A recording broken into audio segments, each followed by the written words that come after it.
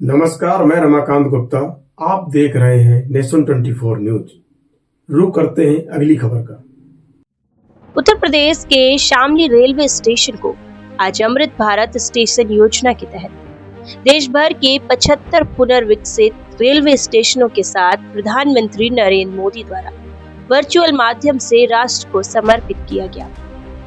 इस अवसर पर स्टेशन परिसर में आयोजित कार्यक्रम में बड़ी संख्या में जनप्रतिनिधि, भाजपा पदाधिकारी, रेलवे अधिकारी और स्थानीय नागरिक मौजूद रहे। कार्यक्रम में पूर्व राज्यसभा सांसद लक्ष्मीकांत वाजपेयी, पूर्व कैबिनेट मंत्री सुरेश राणा, एमएलसी मोहित बेनीवाल व वीरेंद्र सिंह सहित कई जनप्रतिनिधियों ने भाग लिया। सभी अतिथियों ने प्रधानमंत्री नरेंद्र मोदी के नेतृत्व में भारतीय रेलवे में हो रहे व्यापक बदलावों की सराहना की और कहा कि रेलवे अब आधुनिक, सुरक्षित और यात्री सुविधाओं से युक्त नई पहचान बना रहा है। वक्ताओं ने कहा कि अमृत भारत स्टेशन योजना के माध्यम से देश भर के रेलवे स्टेशनों को कायाकल्प किया जा रहा है। शामली रेलवे स्टेशन को भी आधुनिक सुविधाओं से सुसज्जित किया गया है, जिससे यात्रियों को बेहतर इंतजार कक्ष, सुगम आवागमन, दिव्यांगजन अनुकूल सुविधाएं, स्वच्छ परिसर और बेहतर यात्री सेवाओं का लाभ मिलेगा। उन्होंने कहा कि प्रधानमंत्री नरेंद्र मोदी के नेतृत्व में भारतीय रेलवे लगातार आधुनिकता की ओर बढ़ रही है। रेलवे में आधारभूत ढांचे का विस्तार, नई ट्रेनों का संचालन, स्टेशनों का पुनर्विकास और यात्रियों की सुविधाओं में अभूतपूर्व वृद्धि की जा रही है। ये परिवर्तन विकसित भारत के संकल्प को मजबूत करने वाला कदम है। कार्यक्रम के दौरान उपस्थित जनप्रतिनिधियों और कार्यकर्ताओं ने प्रधानमंत्री के संबोधन को सुना और अमृत भारत स्टेशन योजना को रेलवे के इतिहास में एक महत्वपूर्ण पहल बताया। स्थानीय लोगों ने भी शामली रेलवे स्टेशन के नए स्वरूप पर खुशी व्यक्त करते हुए कहा कि इससे जिले की पहचान और यात्री सुविधाओं में उल्लेखनीय सुधार होगा। शामली से हमारे संवाददाता हिमांशु शर्मा की खास रिपोर्ट।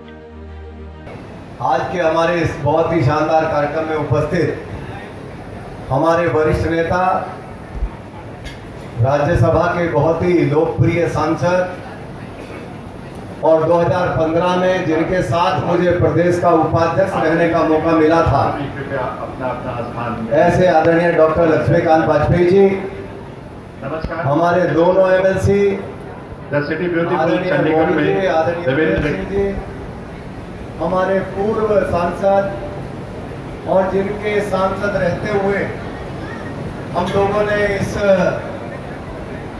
स्टेशन का, इस बेहतरीन काम का शिलान्यास किया था, ऐसे आदरणीय प्रदीप चौधरी जी, हमारे माननीय पूर्व विधायक भाई तेजेंद्र जी, अंकित जी, अरविंद जी, मंच पर विराजमान सभी हमारे सम्मानित साथी, रेलवे के सभी अधिकारीगण, जो कि समय सीमित है, 2-3 बातों की ओर ध्यान दिलाते हुए और मैं अपने रेल मंत्री जी का अभिनंदन इस अवसर पर जरूर करना चाहूंगा, आदरणीय अश्विनी वैष्णव जी का, जिन्होंने आदरणीय नरेंद्र मोदी जी के मार्गदर्शन में रेलवे में आमूल चूल परिवर्तन करने का काम किया है।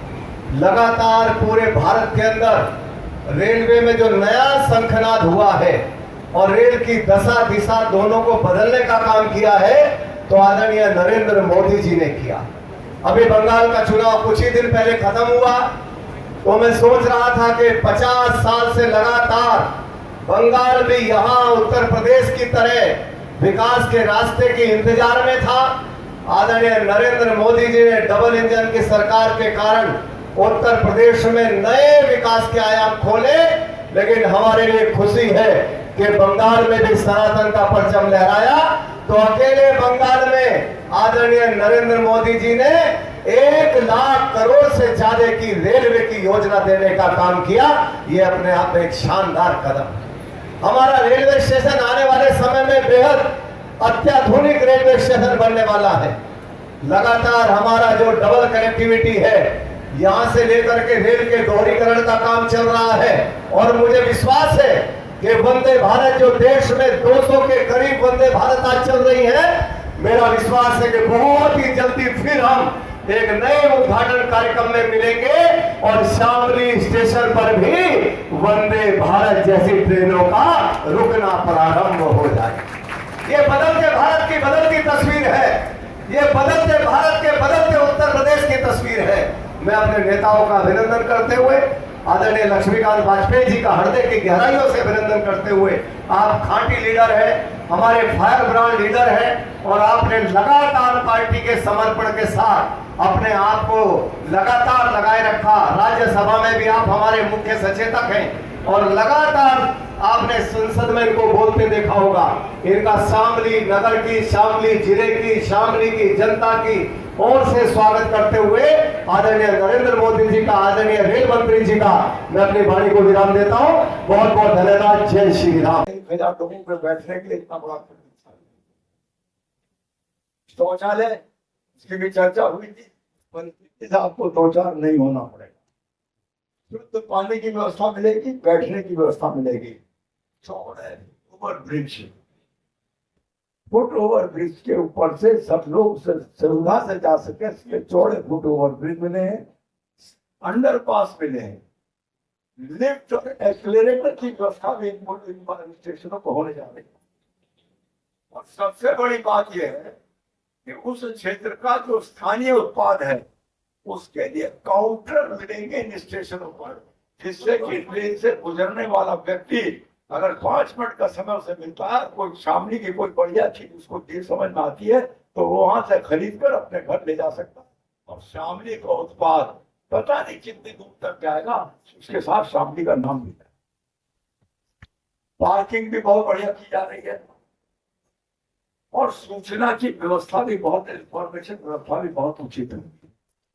मैं एक बात आप लोगों के बीच में कहना चाहता हूँ, 2014 से पहले भी सरकारें थी। 2014 में जो टैक्स लगा हुआ था उस टैक्स में कोई वृद्धि नरेंद्र मोदी की सरकार ने नहीं की है। उसके बाद ये विकास कैसे हो रहा है कभी सोच कर तो देखो, और ये केवल नरेंद्र मोदी के विजन के कारण हो रहा है और उनकी टीम के एक तरफा प्रयास के कारण हो रहा है। निश्चित तौर पर अश्विनी वैष्णव जी ने अटल जी के साथ काम किया था, तो मैं तो ये कहूंगा कि अश्विनी वैष्णव जी का जो विकास का रुख है या व्यवस्था है, उनको कहीं ना कहीं अटल जी का आशीर्वाद भी आज उनको प्राप्त है। अटल जी के आशीर्वाद के साथ अश्विनी वैष्णव जी और माननीय प्रधानमंत्री जी के मार्गदर्शन में रेलवे में जो चहुमुखी विकास हो रहा है, उसके लिए इस बार पुनः मैं आदरणीय प्रधानमंत्री जी के प्रति आभार व्यक्त करना चाहता हूँ।